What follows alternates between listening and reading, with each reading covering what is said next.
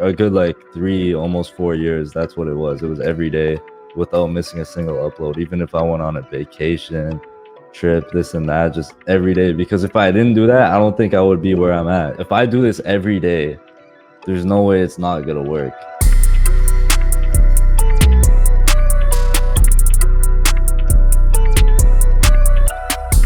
I think there's never a perfect time to start, putting your music up for sale. If you go on my YouTube channel right now and you scroll all the way down the 1,000 beats that I have on there, you go back to the first one, I'll admit that beat is terrible. I kind of just as soon as I made my first beat that I said, okay, this is decent, I was like, okay, let me just start hammering away at and consistently uploading, because I know over time they're gonna get better and better. That's what happened, So I'd say my first year of posting beats to BeatStars and YouTube, my craft wasn't all there yet, but at least every day it was getting better and better. So you got to start somewhere. Even today, I might say my beats aren't where I want them to be.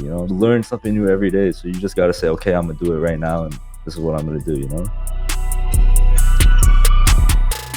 For me, the consistency was the second I uploaded my first beat to YouTube, which was the one that I said was the trash one, right? I put a new beat up every day for the next 3 years, without missing a day. So that was consistency for me. In 2024, 5 years later, I don't have that same consistency, because I've gone to a point where that's not my main focus anymore. Uploading every day isn't my main focus anymore. A good 3, almost 4 years, that's what it was. It was every day without missing a single upload. Even if I went on a vacation, trip, this and that, just every day. Because if I didn't do that, I don't think I would be where I'm at.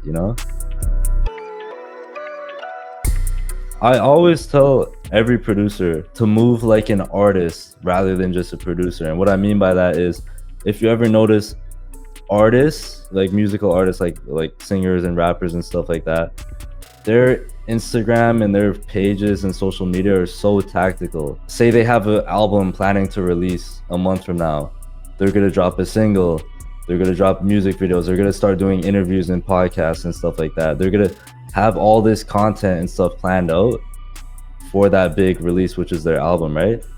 I see producing as the same way. Next week, for example, I have a pretty big song coming out, right? I've been planning my content and all the stuff I'm doing to lead up to that, because I know that big song, I need hype built around it for when it comes out. The past couple weeks, I've been posting me on interviews, podcasts, posting pictures of myself, posting stories to build the interaction, the following up, because I want a lot of attention when that song drops, because that's what I'm looking forward to. Tiniest things will make a huge difference. When I first started posting, for example, the type beats to YouTube, right? I would post the beat just with a picture of the artist on the video, right? And I wasn't seeing that much traction until, instead of just putting a picture in the video, I took a little snippet of the artist's music video. So it'd be an 8-second loop of the artist in the music video vibing to my beat, and that would play for the whole 3 minutes of the beat. And that's when I noticed my channel started taking off, because just that little change locked viewers into my videos so much more. Because when they're listening to my beats, instead of just staring at a picture of an artist, they're looking at a video instead. And it draws in more attention and builds the watch time. The watch time goes up. The more watch time you get, the more YouTube pushes your videos to other people. And that tiny little change made a huge difference. It blew up my channel. Collaboration is everything. I would be nothing without collaboration. In terms of uploading to BeatStars and YouTube, collaboration is so important because it saves so much time. I'm uploading a beat every single day for 3 years in a row. Once in a while, I gotta open up my email and pick out a sample to use, because I don't have time to sit here and make a beat from scratch when I'm on vacation or something like that. So that's one reason why collaboration is important. Another reason is just reaching people that you may not have a direct reach to. Collaboration can bridge the gap between that.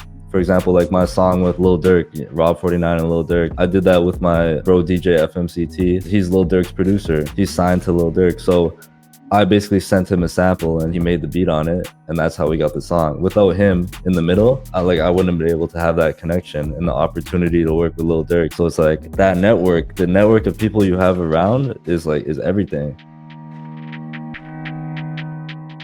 $7.50. It was like a school night. I was like, I don't know, in like 10th grade or something, and I just like ran down the stairs, and I was so hyped. I was like, oh my god. And I like told my parents, I told my brother, like, yo, I just sold my first beat, $7. And they're like, nice. I'm like, but to me, I was like, oh I was like, this is crazy. I managed to make money out of just like thin air. That's what it felt like to me. I was like, this is crazy. Like, money just hit my account for what? Like, I don't know. It's kind of weird when I think about it.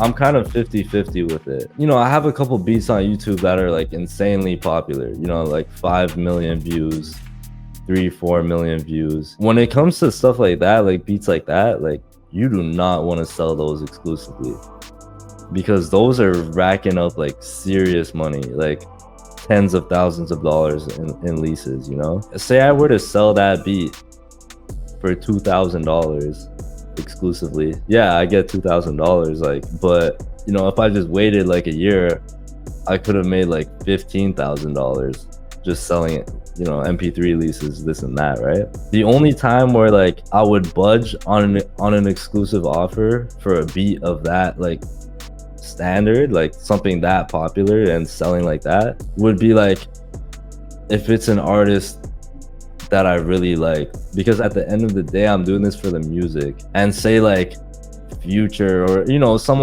artists that I've always liked, wanted to buy that beat exclusively, I don't care if I could have made more money selling that beat. I'm selling it to them because I just want a good song on the beat, you know? So that's where like I'll budge. When it's like, you know, an artist that like I'm like, okay, like this guy, like he's worthy of having this exclusive.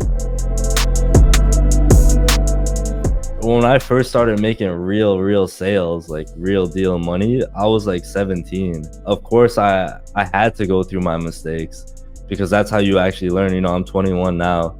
So over the years, I've learned what to do and what not to do with my money. Like when I was 17 and I was making sales on sales, right? Like it was new to me. Of course, I would go to the mall and buy like $1,000 shoes, like on like a normal basis, you know? But I was 17, right? But like through that you learn, and I'm glad I did the stupid stuff like that, because I learned like what to do and what not to do with my money. So over time I was like, okay, I need to buy stocks, you know, I need to, you know, make purchases like this right here is a synthesizer. This is like $4,000. This is like this, it looks like a toy. This is I've made some crazy vibes. I use this for my track with Lil Durk. This is $2,000 right here, like this little thing, you know? Like I started buying stuff like that, really investing into my sound, because like it pays off. Like just using that, I got my song with Lil Durk just off the sounds of that. Obviously investing into trips, you know, going to LA for a month. Like, the Airbnb costs are crazy, but like it's worth it. You know, a lot of my biggest like records were through opportunities like that I got over there in LA. And yeah, kind of just dividing up your money and knowing how much to put into each pocket, you know, how much to put into stocks, equipment, leisure, traveling, all that. You know, you kind of just get a feel for it. Well, for like the first like 1-2 years of being in it, like obviously I didn't have a lawyer, I didn't have management, so I was kind of just learning as I went. So you know, the first couple like placements I got were, the second they sent over the paperwork, I was just like, okay, cool, I'm gonna sign it. I just signed it, you know, I get my like $500 advance. I'm like, you know, like over time you learn, you know, you get a lawyer, get a management, and then things just become easy, you know? Anytime like some paperwork is sent in, I'm just like, okay, copy in my lawyer here. He deals with it, you know, we go back and forth. But yeah, like in terms of when I was negotiating myself, I was young at the time. I didn't really negotiate. I was just excited for the song, you know? But now, like if I were to negotiate, I'm sure I would, obviously I'm using my lawyer, but if I were to do it myself, I would go about things differently.